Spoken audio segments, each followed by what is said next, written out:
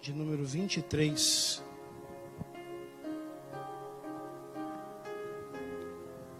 Atos dos Apóstolos, capítulo de número 23. Nós vamos ler apenas um versículo.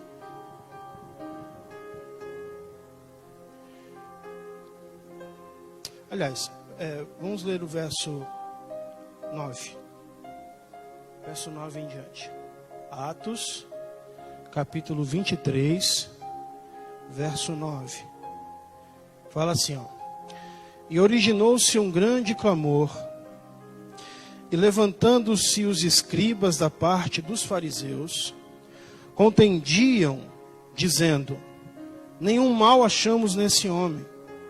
E se algum espírito ou anjo lhe falou, não lutemos contra Deus.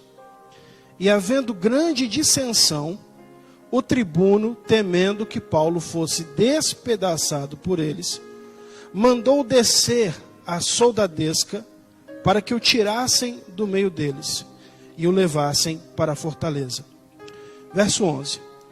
E na noite seguinte, apresentando-se-lhe o Senhor, disse: Paulo, tem ânimo, porque como de mim testificaste em Jerusalém, assim importa que testifiques também em Roma.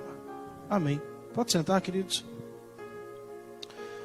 Glória a Deus. Quando o pastor Paulo Cardoso me fez o convite para ministrar hoje nesse culto de ensino, o Espírito Santo colocou em meu coração uma palavra a respeito das nossas emoções. Porque nós estamos vivendo em dias, estamos vivendo em tempos em que as pessoas estão com os nervos à flor da pele. Eu lia um artigo que dizia que depois que começou esse período de quarentena, os casos de violência doméstica aumentaram em 40%. Ou seja, 40% desde março para cá, 40% mais casos de violência dentro de casa. E todos nós sabemos que os casos, quando acontece uma agressão, a gente está falando de agressão física, a gente está falando de uma situação onde acontece de fato uma agressão, uma violência física. Mas para que chegue ao ponto de que aconteça a violência física, já antes aconteceu a chamada violência verbal, agressão verbal, um descontrole, né, para que chegue, para que culmine, para que termine numa violência física, já aconteceu uma situação de violência psicológica, violência verbal, de agressão, de ofensa. Então, você imagina uma situação onde em 2 meses, aproximadamente, aumentaram no Brasil 40% os casos de agressão, de violência doméstica. E quando a gente fala em violência doméstica, a gente não está se referindo apenas ao homem que agride a mulher, mas também a pais que agridem a filhos, mas também a mulheres que agridem o homem. Todo tipo de violência dentro de casa. E a pergunta desse estudo de hoje, dessa palavra de hoje, nesses poucos minutos que eu tenho é: quem controla você? Você controla as suas emoções? Ou são as suas emoções que te controlam? Você que está acompanhando a gente pela internet, eu faço essa pergunta para você, você que está em casa. É você que controla as tuas emoções? Ou são as tuas emoções que te controlam? Veja bem, por que as pessoas elas estão com os nervos à flor da pele. O que está acontecendo para que as pessoas percam a paciência? Para que as pessoas se agridam? A gente está vivendo uma situação de instabilidade. A gente está vivendo uma situação de incertezas. A gente está vivendo uma situação de medo na sociedade. E isso faz com que o ser humano perca o controle das coisas. Nós, seres humanos, nós precisamos, isso está na natureza do ser humano, nós precisamos nos sentir no controle das coisas. Nós gostamos e necessitamos de estabilidade, de entender que as coisas são previsíveis. Ou seja, imagina o seguinte, hoje é terça-feira.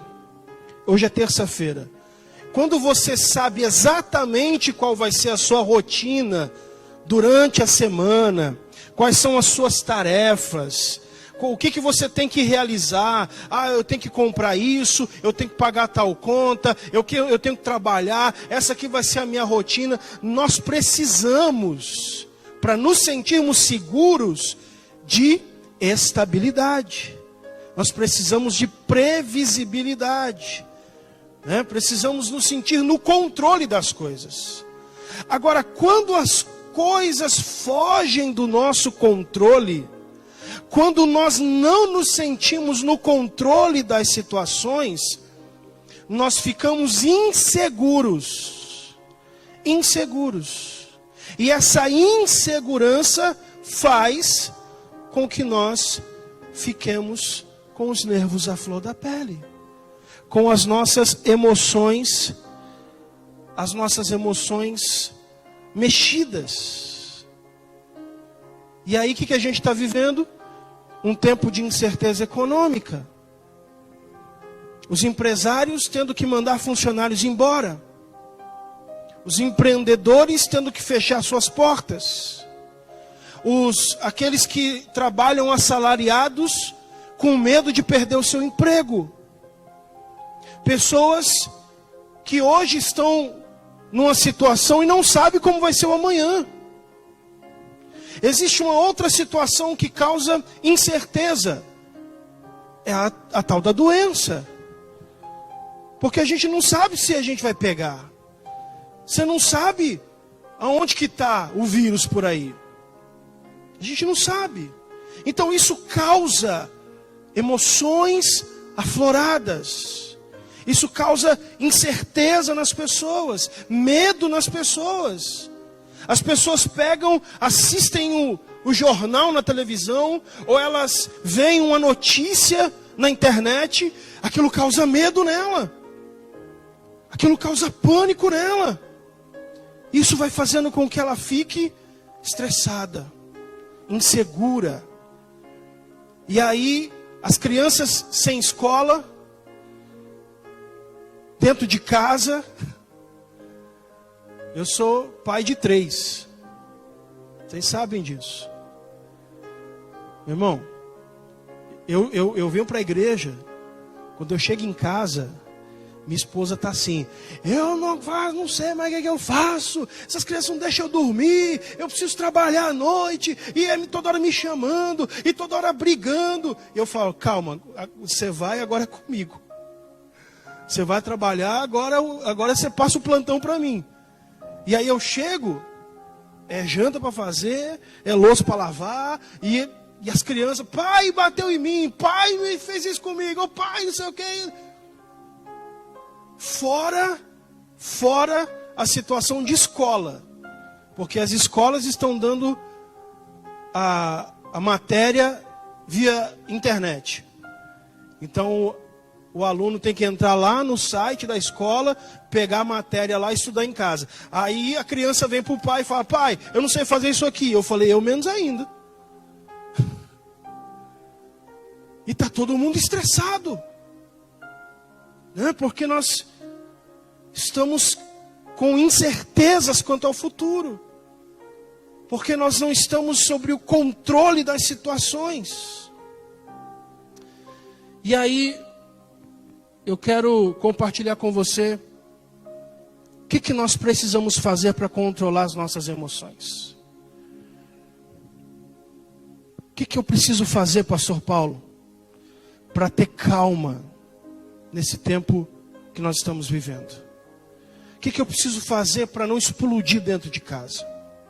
O que eu tenho que fazer para não explodir com os meus filhos? O que eu tenho que fazer para não explodir com a minha esposa, com o meu marido? O que eu tenho que fazer para controlar as minhas emoções? Primeira coisa. O problema é que nós queremos ter o controle daquilo que nós não temos controle. Vou repetir isso aqui. O problema é que nós queremos ter controle sobre as coisas que nós não temos controle. E aí é que começa o problema. Você quer ver uma coisa? A gente não tem controle sobre a economia. A gente não tem controle sobre o que o governo vai fazer. De repente veio uma ordem, a gente viveu isso, veio uma ordem, manda fechar tudo. A gente não tem controle sobre isso. Então, não tente controlar aquilo que você não tem controle. Não tente controlar. Nós não temos o controle sobre a doença. Então não tente controlar o que você não tem controle. É a primeira coisa que a gente precisa entender. A gente não tem controle sobre as ações das outras pessoas. Vou repetir isso aqui. Nós não temos o controle sobre as ações das outras pessoas. Nem do seu cônjuge. Você não tem o controle das ações, das atitudes do seu esposo, da sua esposa. Você não tem. E eu sempre costumo dizer que um dos grandes problemas das nossas frustrações no relacionamento é que nós criamos expectativas no outro. A gente cria uma expectativa, por exemplo, vou dar um exemplo para a gente entender. O marido cria uma expectativa de que a mulher vai agir de uma forma, mas a gente não tem controle. E ela vai agir de outra forma. E quando a mulher age da forma diferente daquela que nós estamos esperando, aí o marido se frustra. O marido se frustra. Por exemplo, marido o dia inteiro mandando mensagem, tô com saudade, manda um emoji com coração, uma carinha com um beijinho. Na cabeça dele, ele vai criando uma expectativa. Né? Tô criando um ambiente.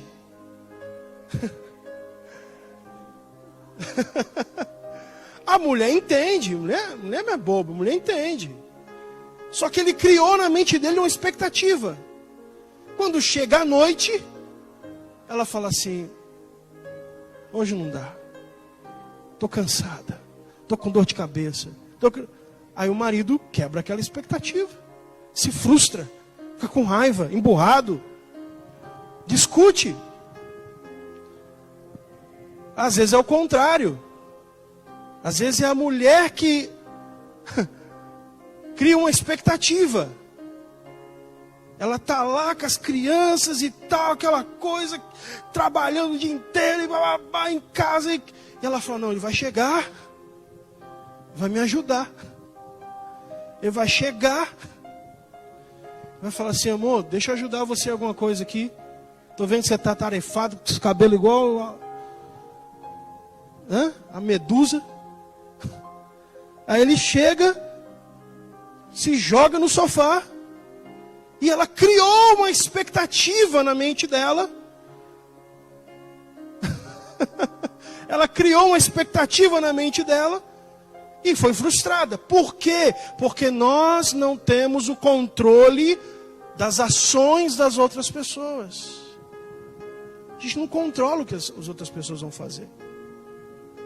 Então foque naquilo que você tem controle.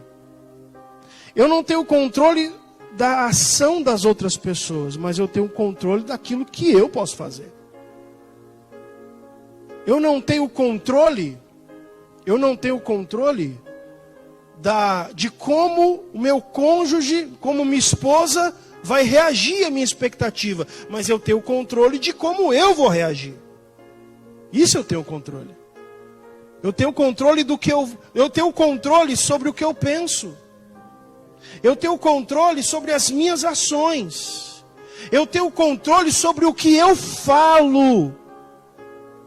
Que às vezes, na explosão, na hora da ira, na hora da raiva, a gente vai falar coisas que vai se arrepender o resto da vida. Só que palavras são igual pregos numa cerca. Palavras são iguais pregos numa cerca. Você pode pregar os pregos na cerca, na madeira, e tirar os pregos depois. Mas as marcas na madeira vão ficar.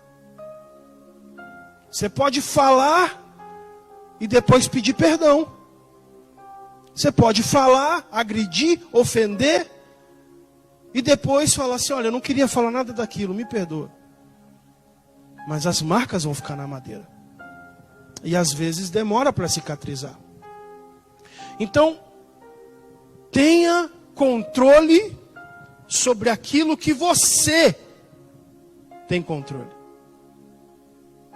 Não queira ter controle sobre aquilo que você não tem. Não, sabe o que significa a palavra preocupação? Eu sei que você sabe. Mas a raiz da palavra preocupação, pré significa tudo aquilo que é antes. Pré-pago, celular pré-pago, ou seja, você paga antes para depois usar. Pré-tribulação, ou seja, antes da tribulação. Pré é antes. Preocupação é você se ocupar antes daquilo acontecer. Preocupar. É você ficar pensando, é você ficar, meu Deus, preocupado com algo que você não tem controle. Sábado de madrugada, eu acordei passando mal. Uma dor de cabeça, náuseas. E eu senti que minha pressão estava alta. Eu sou hipertenso, faço controle, mas senti que a pressão estava alta. E aí eu falei, acho que eu vou no pronto-socorro. Mas aí eu parei assim, mas peraí. Pronto-socorro deve ter um monte de gente com coronavírus lá. E o pessoal fala, não vai não. Né? Não é assim que falam? Não vai não. Só vai se você estiver morrendo. Se você não tem, se chegar lá, você pega. Aí eu parei e falei, eu preciso tomar um remédio de pressão. Preciso medir a pressão também. Falei, quer saber? Eu vou. Peguei e fui. Cheguei lá, não tinha ninguém. Hospital vazio, pronto-socorro vazio. E o mais interessante que eu achei, todos os funcionários, todos, desde a enfermagem, o pessoal da recepção, o pessoal da limpeza, não tinha ninguém usando máscara. Não tinha ninguém usando máscara, só a médica que me atendeu no consultório. E aí eu fui lá, ela falou, o que o senhor está sentindo? Eu falei, tô com uma dor de cabeça, uma dorzinha no meio do peito assim, sabe? E mediu a pressão, 23/14. Eu falei, eu acho que está um pouquinho alta.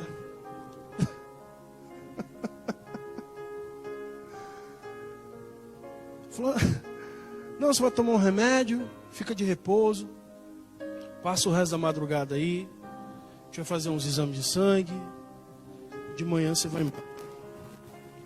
Mas, irmãos, se eu ficasse dentro de casa, preocupado, se eu for lá, eu vou pegar coronavírus. Ai, meu Deus do céu, eu vou lá, eu sou hipertenso, e se eu pegar o vírus eu vou morrer, eu vou para a UTI, eu vou passar mal. Eu tinha infartado dentro de casa. Tinha tido um AVC dentro da minha casa. Ou seja, coloque a sua mente naquilo que você tem controle. Não fique preocupado com aquilo que você não pode controlar. É o primeiro passo para que você consiga controlar as suas emoções. Controle suas palavras, controle seus pensamentos, controle suas atitudes. Eu vou falar uma coisa para você. Não se choque com o que eu vou falar. Não se choque. Mas você sabia que toda ansiedade, toda ansiedade é de alguma forma uma falta de confiança em Deus? Toda situação de ansiedade, de preocupação, é de alguma forma uma falta de confiança em Deus. Porque 1 Pedro 5,7 fala assim: lançando sobre ele toda a vossa ansiedade, porque ele cuida de vocês. Ou seja, se eu entendo que Cristo cuida de mim, eu vou lançar sobre ele toda a minha preocupação, toda a minha ansiedade, tudo aquilo que está me tirando sono, tudo aquilo que está me causando desespero, tudo aquilo que está me trazendo pânico, eu preciso lançar sobre Jesus. Eu preciso colocar aos pés de Jesus as minhas preocupações. Aquilo que eu tenho controle, eu preciso agir. Mas aquilo que eu não controlo, eu preciso colocar nas mãos daquele que controla todas as coisas. Aquele que controla todas as coisas. A Bíblia fala que Deus fez uma promessa a Abraão. Deus chamou um homem. Imagina o seguinte, imagina o seguinte. Uma época que não tinha Bíblia. Não tinha Bíblia. Uma época que haviam vários deuses, vários pseudos deuses. Uma época em que a única forma de Deus falar com o ser humano era se fosse audivelmente. Que não havia palavra. Aí, de repente, um homem ouve uma voz que fala assim: Abrão, sai da tua terra, do meio dos teus parentes, e vai para uma terra que eu vou te mostrar. Imagina se Deus falasse para você assim, falasse o seu nome e falasse para você assim, põe tudo que você tem no caminhão de mudança e pega a Dutra e vai. Aí você fala: para onde, Senhor? Eu vou te mostrar no caminho. Foi isso. Pega tudo que você tem, põe num caminhão de mudança e vai. Pega a Dutra aqui e vai. Mas vai para onde? Eu vou te mostrar. No meio do caminho eu te mostro. Por isso que Abraão é chamado pai da fé. Uma voz que ele nunca tinha ouvido. E é por isso que a Bíblia fala, Paulo fala que Abraão creu no Senhor. Ele acreditou naquela palavra. Aí Deus falou assim, para ele: se você fizer isso que eu estou te mandando, se você obedecer essa minha ordem, vou te fazer algumas promessas. Eu vou te abençoar. Vou engrandecer o teu nome. Vou fazer de você uma nação muito grande. Um povo muito grande vai vir de você. Se alguém te amaldiçoar, vai ser amaldiçoado. E quem te abençoar, vai ser abençoado. Mas tem uma condição. Você precisa colocar tuas coisas no caminhão e pegar a Dutra. E Abraão obedeceu, mesmo sem saber para onde ia. Agora, sabe qual é o grande detalhe? Que muita gente não fala isso. Abraão vai. Ele, a esposa, sobrinho, lá um pessoal que trabalhava com ele vai embora. E vai, caminhando. Opa, Deus falou que vai me mostrar o caminho. Deus falou que vai comigo. E ele vai, e vai. Até que ele chega num lugar. E ele fala, e agora? Para onde eu vou? Senhor, então, onde é que eu vou? Deus não fala com ele. Senhor, seguinte, eu deixei meus familiares lá. Deixei minha família. E para onde é que eu vou? O Senhor falou que ia fazer de mim uma nação grande. Eu não tenho nem filho. Sabe quanto tempo Deus ficou sem falar com Abraão? 10 anos. Ele ouviu a voz, saiu de Harã, chegou na terra de Canaã, ficou lá sem saber o que ia fazer, e Deus só voltou a falar com ele 10 anos depois. Quando ele saiu, ele tinha 75 anos. Nesse período de 10 anos, muitas coisas aconteceram. Teve uma época que veio fome. Ele falou, Senhor, não tem o que comer, não tem como plantar, vou para onde? O que eu faço? E Deus só fazia assim, ó. O silêncio de Deus. Aí Abraão falou, quer saber? Sara, vamos fazer o seguinte, vamos lá para o Egito. Vamos pedir ajuda lá. Só que é o seguinte, se alguém perguntar se é minha mulher, você fala que é minha irmã, que eles vão me matar. Ele vai para o Egito, fala que Sara era sua irmã, e aí Deus fere o faraó por causa de Sara. E aí o faraó vem e fala assim, por que você mentiu para mim? Vai embora daqui.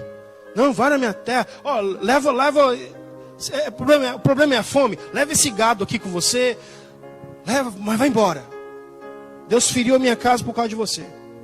E ele volta para o deserto. Senhor. Aí, 10 anos depois, eu imagino Abraão deprimido, ansioso, dentro da sua tenda. Gênesis capítulo 15 fala que Deus chamou Abraão mais uma vez, pela segunda vez, 10 anos depois, e diz assim, Abraão, vem aqui para fora. E Abraão começa a falar com Deus, Senhor, é o seguinte, está na Bíblia isso. Ele começa a falar, Senhor, o Senhor falou que ia fazer de mim um grande povo, mas eu nem herdeiro tenho. Não tenho nem herdeiro. Meu sucessor vai ser meu criado. Como é que eu vou ter uma grande nação? E aí Deus fala assim, Abraão, olha para as estrelas do céu. Olha. Tenta contar elas. Assim vai ser a tua descendência, que vai vir da tua semente. A tua descendência vai vir da tua semente. Não vai vir do seu criado, vai vir de você. Da tua semente. Deus renova as promessas para Abraão. E sabe o que eu entendo com isso? Que nos momentos que nós estamos inseguros com a situação que estamos vivendo, é nos momentos que nós estamos passando por tribulações, por incertezas, e nós dizemos, Senhor, e as tuas promessas? E nós dizemos, Senhor, e a situação que eu estou passando? Senhor, o Senhor falou que ia abençoar a minha vida, que ia me prosperar, mas olha o que eu estou vivendo na minha vida. É um período completamente diferente, de caos, de incerteza. Eu não sei o que vai acontecer. Aí é a hora que Deus vem e fala: fica tranquilo. Sabe por quê? Porque Deus não depende de circunstâncias para cumprir as suas promessas na nossa vida. Deus não depende de tempo favorável para realizar as promessas dele na nossa vida. Você sabia que no meio dessa crise que o mundo está vivendo, tem muita gente prosperando? Tem muita gente sendo abençoada nesse tempo de pandemia. Deus não depende de circunstâncias favoráveis para nos abençoar e para cumprir a promessa dele na nossa vida. Ele apenas fala assim, ó: confia em mim. Creia no que eu te falei. Aí Paulo fala em Romanos capítulo 4, dizendo assim: Abraão acreditou no Senhor, e isso foi dado para ele um crédito como justiça. Ou seja, Abraão foi justificado, olha só, Abraão foi feito justo, não por causa das obras dele de justiça, mas porque ele acreditou no que Deus prometeu. No momento que você está estressado, no momento que você estiver angustiado, no momento que você estiver com os nervos à flor da pele, no momento que você estiver para explodir, sabe o que você faz? Entra no teu quarto, Mateus 6,6. Fecha a tua porta e ora ao teu pai em secreto. E o teu pai que te vê em secreto te recompensará. A oração alivia a carga. A oração tira de nós toda ansiedade. A oração recarrega as nossas baterias. A oração traz alívio às nossas emoções. A oração faz com que nós tenhamos controle sobre as nossas emoções. A oração fala com Deus. Você está angustiado. Você que está nos assistindo, você não está angustiado. Você está apreensivo, você está ansioso. Não sei, às vezes seu coração está apertado. Conversa com Deus. Fala para Ele que você está sentindo. Fala para Ele que você está com medo, que você está inseguro. Mostra para Ele. Conta, revela os teus problemas. O Senhor é aquele que traz refrigério. O texto que nós lemos aqui, eu vou encerrar minha mensagem. O texto que nós lemos fala que o apóstolo Paulo chega em Jerusalém. Depois de pregar o evangelho em várias cidades. Depois de 3 viagens missionárias pela Ásia Menor. Depois de ser apedrejado, perseguido, descido por um cesto. Paulo agora decide ir para Jerusalém porque ele entende, pelo Espírito Santo, que era o tempo dele voltar, dele chegar em Jerusalém. Só que lá em Jerusalém, gente, estavam querendo a cabeça de Paulo. Os judeus, os líderes judeus estavam, desculpa a expressão, babando, esperando Paulo aparecer. Quando Paulo chega em Jerusalém, é interessante que antes dele ir para Jerusalém, ele estava numa reunião com os discípulos. E aí veio um profeta. Veio um profeta chamado Ágabo. Pega uma cinta, amarra as mãos com aquela cinta e fala assim: isso farão com o dono dessa cinta. E todo mundo temeu, porque a cinta era de Paulo. E Paulo fala assim: se eu estou disposto até a morrer por amor a Cristo, quanto mais ser preso. Fica tranquilo, vou para Jerusalém. Quando ele chega em Jerusalém, que os judeus descobrem que Paulo estava lá, eles se reúnem e falam: não, agora nós vamos matar ele. Agora nós vamos acabar com ele. Esse homem que está desfazendo a nossa religião em todo esse território, em toda essa parte. Esse homem que está desviando as pessoas da lei de Moisés. Vamos matar ele. E aí só que tinha um porém. Os judeus não podiam matar ninguém sem autorização de Roma. Eles só podiam matar alguém se Roma permitisse. Então eles levam Paulo. Aquela multidão, levam ele amarrado. Irmãos, você acha que eles levaram Paulo com carinho? Vocês acham que eles levaram Paulo? Vamos lá, querido, vamos conversar com o tribuno. Quando eles chegam diante de Cláudio Lísias, tribuno responsável por Cesareia, e eles começam a falar assim: olha, esse homem está desvirtuando a nossa religião. Esse homem está pregando por aí, dizendo que a nossa lei não vale mais. Esse homem está profanando o templo. E aí Cláudio Lísias fala assim: gente, é o seguinte, aqui eu julgo situações de crime. Aqui eu julgo situações da lei romana. Não situações da lei da religião de vocês. Não, mas esse homem precisa morrer. Esse homem, ele precisa ser condenado à morte. Ele precisa ser executado. Aí Cláudio fala assim: faz o seguinte, vamos fazer o seguinte. Eu vou prender ele. Vou deixar ele aqui preso. Depois eu vou ouvir todo mundo, a acusação, o pessoal que está acusando ele. Depois vou ouvir ele.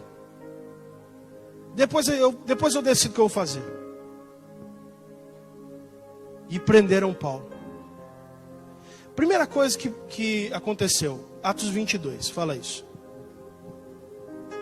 Cláudio Lísias sentou, falou para Paulo assim: por que o pessoal está te condenando, está te julgando, está querendo matar você, o que aconteceu? Aí Paulo começa a contar o seu testemunho.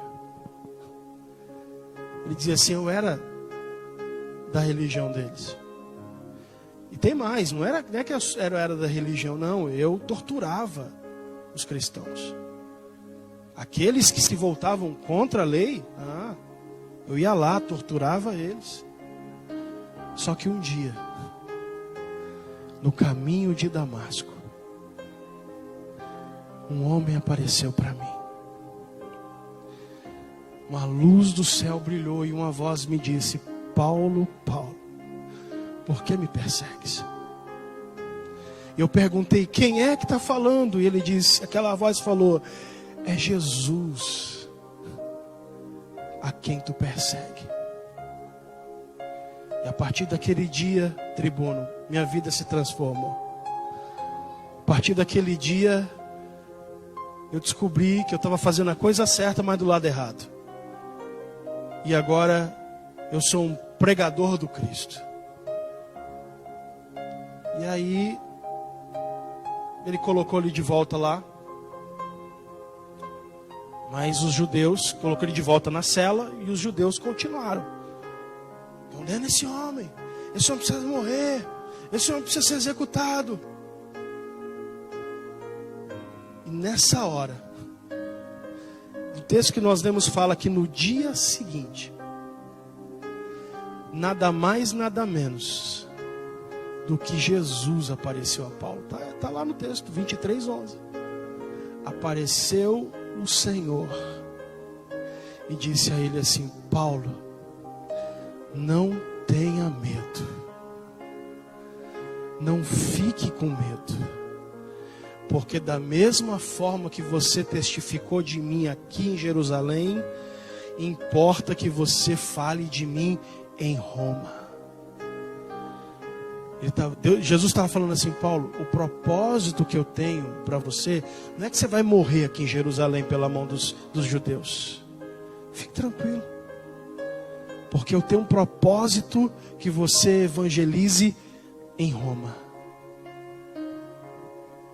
É nas horas que nós estamos em aperto, é nas horas que nós estamos ansiosos, tristes, no meio de lutas, provações, que o Senhor vem até nós e fala assim: fica tranquilo, Porque eu ainda tenho muita coisa para realizar na sua vida. Eu ainda tenho muitas promessas para cumprir na sua vida. Deixa eu fazer uma pergunta aqui. Quem aqui tem promessa de Deus que ainda não se realizou? Quantos aqui tem promessas que Deus fez para a sua vida que ainda não se realizaram? Então fica tranquilo. Porque se Deus prometeu, um dos atributos de Deus é que Ele é fiel. Ele é fiel. A gente só vai morrer depois que Deus cumprir a promessa. Fica tranquilo. Não tenha medo. Controle as suas emoções, descansando no Senhor. Quando você descansa no Senhor, você consegue controlar os seus impulsos, as suas emoções e as suas atitudes. Quem sabe um outro dia eu continuo a história de Paulo. Vamos ficar de pé? Não quero passar do horário. Mas eu quero que nessa oração,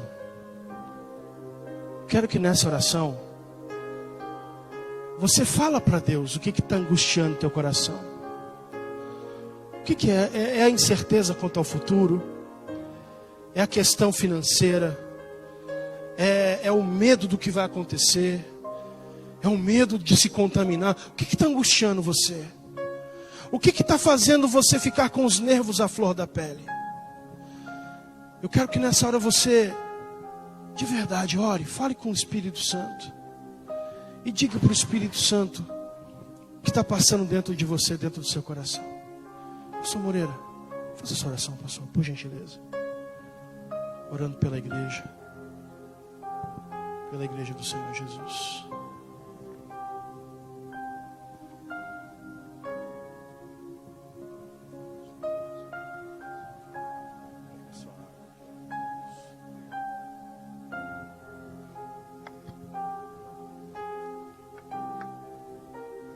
Paz do Senhor, igreja. Meus amados irmãos, olhem para mim. Você está tranquilo? Vocês estão tranquilos? Porque, irmãos, o que mais tem nessa crise é gente nervoso, gente ansioso, gente que está perdendo a cabeça. Mas a minha Bíblia diz que no meio da tempestade no mar da Galileia, Jesus dormia no barco. Irmão, só pode dormir no meio da tempestade quem tem confiança no Senhor.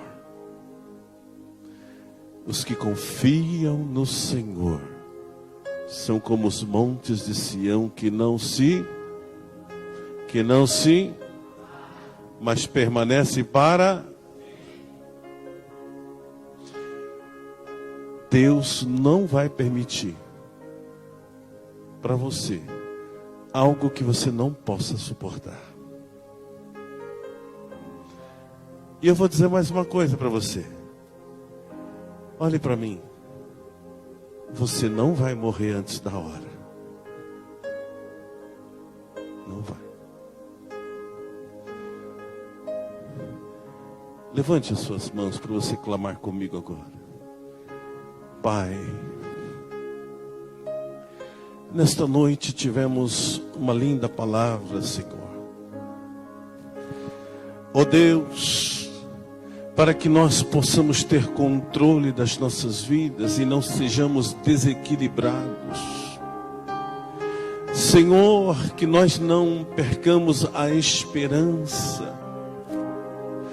Senhor, que nós saibamos a todos os instantes da nossa vida que como o Senhor estava no barco com os discípulos no meio da tempestade, ó Deus, quando eles pensavam que ia a pique, quando eles pensavam que ia morrer, quando eles pensavam que não tinha mais jeito. E assim está muitos crentes, Jesus, que tem medo até de sair da sua casa, até para vir para a igreja, porque tem medo de morrer, tem medo de pegar, Senhor, um vírus. Senhor, Tu estás no controle da barabante covarabachá. Tu estás no controle da situação. Tu estás no controle da epidemia. Tu estás no controle, Senhor, das finanças do país. Tu estás no controle das nossas finanças. Senhor, Tu sabes até onde nós podemos ser provados.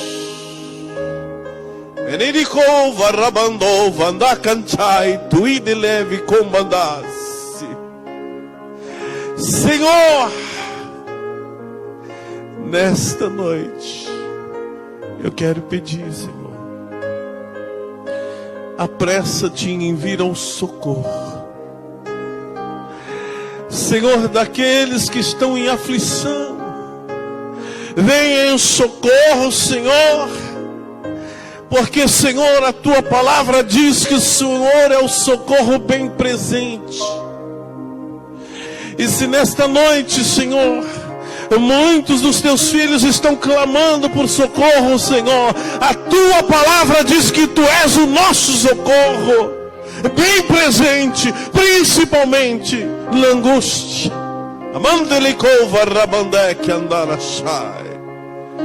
Estende as Tuas mãos, Senhor. Eu quero pedir para que o Senhor estenda as Tuas mãos, como o Senhor estendeu sobre o mar da Galileia. E quando o Senhor ordenou ao vento que ele se aquietasse, Senhor, faz essas pessoas se aquietarem. Faz essas pessoas, Senhor, ter confiança no Senhor. Faz, Senhor, aleluias, porque, Senhor, muitas pessoas estão nos assistindo e talvez possa muitos estar em aflição nesta hora. Labante covandá, secova rabandarachai. Ah, Senhor, porque Tu és o mesmo que acalmou a tempestade no mar.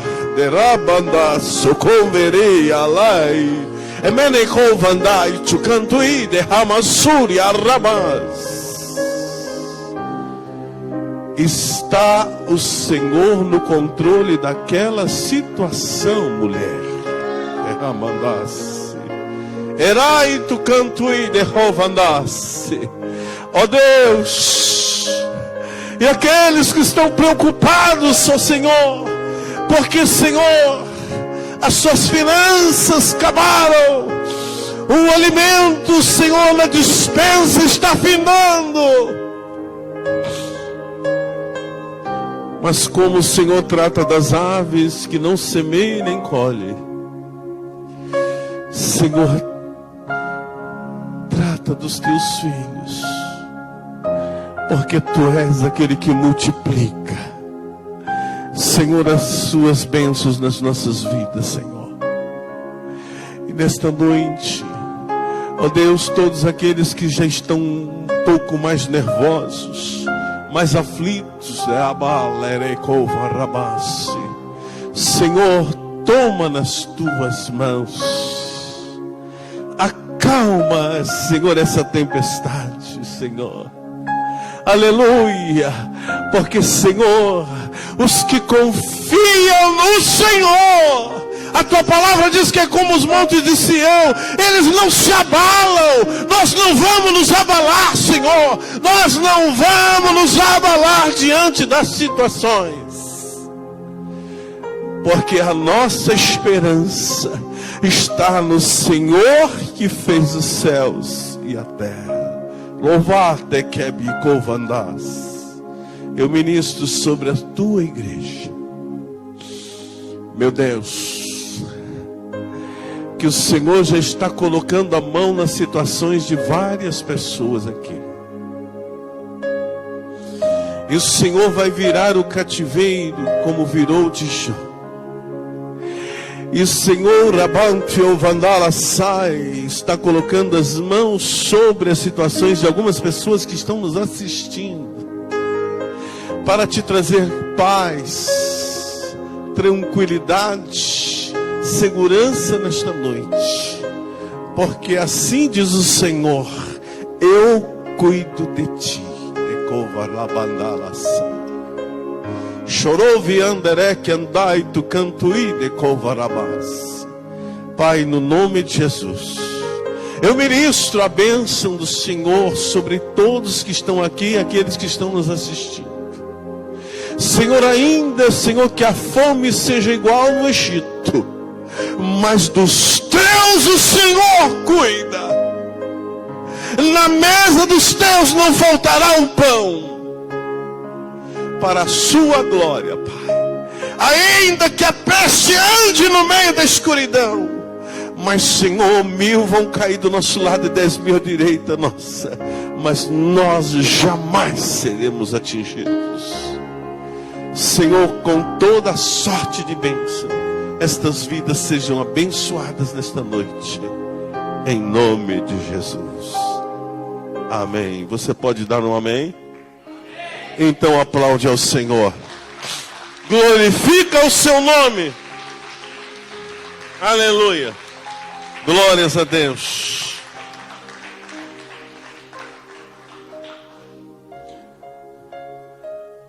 Eu vou falar aqui 2 coisas você vai guardar. Vou falar de olho aberto, sem falar em mistério, e você guarda o que eu vou dizer. E quando você estiver passando uma dificuldade, você vai falar assim: Deus, pastor Moreira falou. Olhem para mim. Você não vai morrer de coronavírus, diga amém. E você não vai morrer de fome, diga amém.